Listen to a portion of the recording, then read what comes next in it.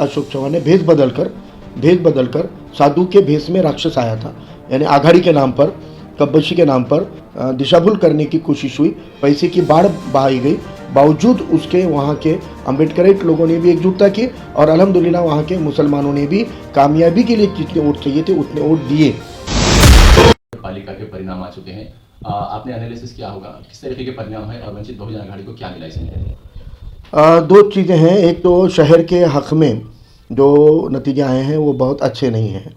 शहर के सभी सेक्युलर जहन लोगों के लिए, मुसलमान हो या हिंदू हो या SC ST हो, OBC हो, इन लोगों के लिए फ़िक्र बढ़ाने वाले फैसले हैं। क्योंकि ये पहले साफ हो चुका था कि जातिवादी माहौल बनाने की कोशिश कौन कर रहा है और किस रूप में कर रहा है, लेकिन जितनी ताकत से उसको रोकना चाहिए था, पैसों की बाढ़ के आगे उसको उतनी ताकत से रोकने में सब मिलके कामयाब नहीं हो पाए। ये बात पहले कबूल करनी पड़ेगी। पार्टी के नज़रिए से तो अल्हम्दुलिल्लाह अल्लाह का बड़ा शुक्र है कि हमारा जो एक इत्तेहाद की कोशिशें मुसलसल कई सालों से चल रही थी, उसको चुनावी नतीजों में कामयाबी की तरफ लाने में पूरी तरह हम कामयाब रहे। जहाँ पर हमको सीटें मिली और जहाँ पे हमारा अमल दखल रहा, क्योंकि कांग्रेस ने अलायंस में हमको जहाँ पर सीटें दी और जहाँ हमारा अमल दखल रहा, वहाँ पर हमने लेकिन इन साजिशों को रोकने में बड़ी कामयाबी हासिल की है। आप अगर देखें तो प्रभाग नंबर 2 में एक SC एक मुस्लिम की सीट ये इत्तेहाद से चुन कर आई है। यहाँ पर बड़ी तादाद में SC वोटर ने वोट किया और साथ में यहाँ के मुसलमानों ने भी वोट किया। इसीलिए कांग्रेस की तरफ से एक मुस्लिम और हमारी तरफ से एक अम्बेडकराइट सीट हम निकाल पाए। एक जो 2 सीटें थी उनको भी अच्छे वोट मिले हैं, लेकिन क्योंकि यहाँ का जो ओपन क्लास था उन्होंने BJP की तरफ ज़्यादा झुकाव दिया और अगर वो भी थोड़े वोट ताकत बढ़ जाती, मुझे लगता है कि एक वोट तो हमारी 150 सीटों से गई और दूसरी सीट भी जो है वो 700-800 सीटों से गई। यही सिलसिला जहाँ पे हमारा अमल दखल रहा, वहाँ पर आप देख सकते हैं कि प्रभाग नंबर 7 4 की 4 सीटें वहाँ पे लाए, जहाँ पर अशोक चव्हाण ने भेष बदलकर साधु के भेष में राक्षस आया था। यानी आघाड़ी के नाम पर, कब्बशी के नाम पर दिशाभूल करने की कोशिश हुई, पैसे की बाढ़ बहाई गई। बावजूद उसके वहाँ के अम्बेडकराइट लोगों ने भी एकजुटता की और अल्हम्दुलिल्लाह वहाँ के मुसलमानों ने भी कामयाबी के लिए जितने वोट चाहिए थे उतने वोट दिए। ये एक बहुत अच्छी बात है। प्रभाग 2 और प्रभाग 7 के उन मुसलमानों का मैं तहे दिल से शुक्रिया अदा करता हूँ जिन्होंने इस इत्तेहाद के ऊपर, जिन्होंने वंचित बहुजन आघाड़ी पे एतमाद दिखाया।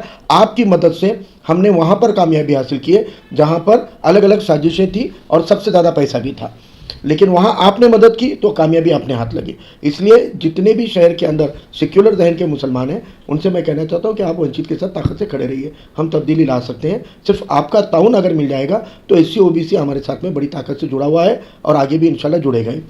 एक आखिरी बात है कि नदी के उस तरफ जो 2 प्रभाग है 19-20 में, वहाँ पर भी बड़ी साजिशें हुई हैं।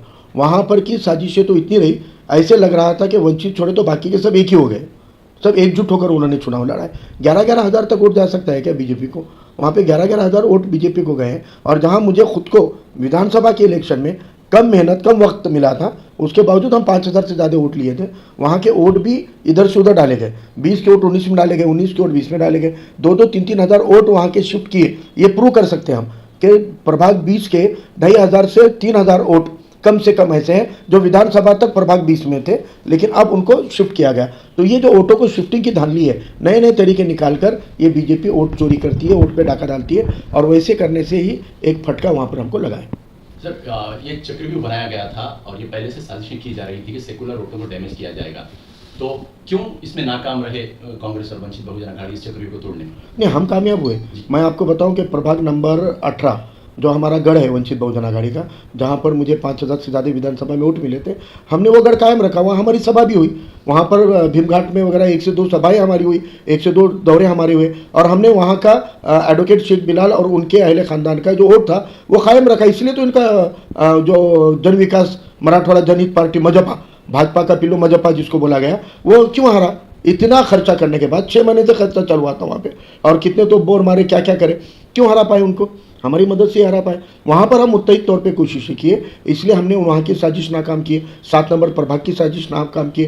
8 नंबर में तो खुली लड़ाई थी कांग्रेस और BJP की, तब भी जो 2 सीटें आई है वो भी हमारी वजह से आई है, वो भी 2 सीटें कम ज़्यादा वोटों से हारी। अगर और कांग्रेस वाले वहाँ पर हमारे मदद लेते वहाँ पे भी हम पूरे के पूरा पैनल निकालते। 2 नंबर में मैंने बताया यहाँ पर भी हम निकालते। अलबत्ता पीर बुरान के अंदर एमआईएम की साजिश को रोकने में कामयाबी नहीं मिली, क्योंकि वहाँ का जो कांग्रेस ओवरऑल कांग्रेस पार्टी की लीडरशिप थी, उन्होंने उस पैनल को जितनी दूसरों को मदद दी गई थी उतनी वहाँ नहीं मिली। ऐसी शिकायतें मेरे कान पे आई है। लेकिन ये पट्टे में जहाँ पे हमको उन्होंने साथ लिया, अब आप बताइए 11 नंबर से 18 नंबर तक एक भी सीट हमको नहीं दी। 11 प्रभाग यानी 44 सीटों में एक भी सीट हमारी नहीं थी। हमारे वहाँ के कार्यकर्ता जो चुनकर आ सकते थे उनको घरों पे बिठा दिया गया, बाद में उनको भरोसे में नहीं लिया गया।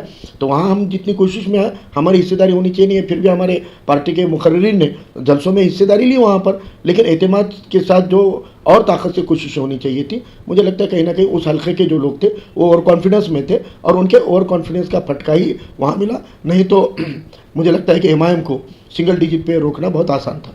सर, जो वंचित के जो तुम्हारे साथी थे, लीडर थे, जिन्होंने इत्तेहाद की खातिर कुर्बानी दी, तो उनको क्या करना है? देखिए, जो कमिटमेंट इलेक्शन के पहले हुए हैं वो पूरे किए जाएंगे, क्योंकि वो कमिटमेंट किसी एक कैंडिडेट को या किसी एक कार्यकर्ता को नहीं है। वो कमिटमेंट वंचित बहुजन आघाड़ी को है, वो कमिटमेंट आली जनाब प्रकाश अम्बेडकर साहब को है। इसलिए मुझे बिल्कुल भी कोई शक शुबा नहीं है, इंशाल्लाह वो कमिटमेंट पूरे किए जाएंगे। और वंचित बहुजन आघाड़ी के कई कार्यकर्ता हैं जिनको कोई कमिटमेंट भी नहीं था, लेकिन उन्होंने पीछे लिया। जो लोगों ने फॉर्म पीछे नहीं लिए वो लोगों ने फिर सपोर्ट भी डिक्लेयर किया, और जो लोगों ने सपोर्ट डिक्लेयर नहीं किया पार्टी ने उन पर कार्रवाई भी की।